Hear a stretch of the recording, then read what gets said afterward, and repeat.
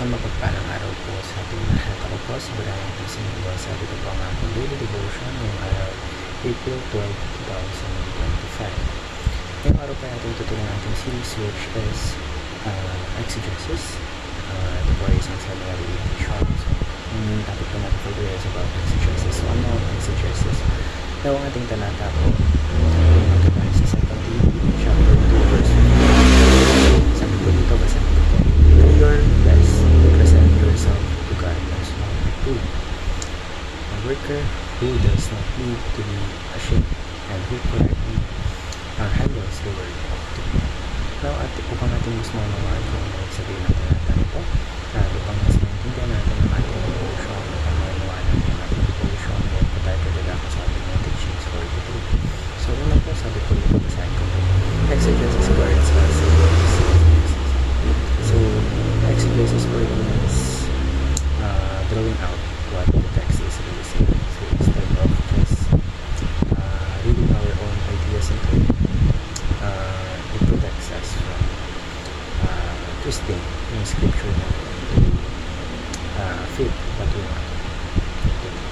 So, ikalawa po, exegesis guides us to what the Bible teaches. Kasi when we approach Bible with an open heart, kapag meron po tayong bukas na puso sa Biblia, and if we have the right tools, we begin to see what God actually intended to say.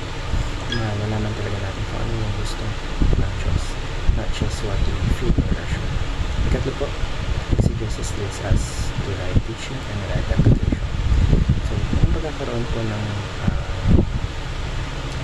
pagkakaunawa, ng mabuting pagkakaunawa, it will lead to good living. So when we truly get kung ano ibig sabihin ng mga scriptures, we're better equipped to reach it to others and para mabuhay tayo na merong Diyos. So ngayon po tayo po ay dadako sa ating mga application. Ito po yung mga dapat natin gawin. So ano po? Study the word prayerfully. So don't just read the Bible. Let's invite the Holy Spirit para buksan yung puso natin and matulungan tayo na mas maintindihan pa kung ano yung nais ipabatid sa ating ng Diyos. Ikalawa po, seek to understand Scripture exegetically. So, let's ask questions.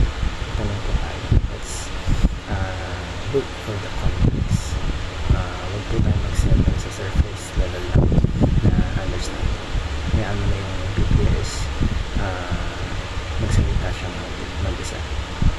Ikatlo po, last but not least, submit your opinions to God's will. Sometimes, yung salita ng Diyos, it will challenge your views. Talagang magbabago yung pananaw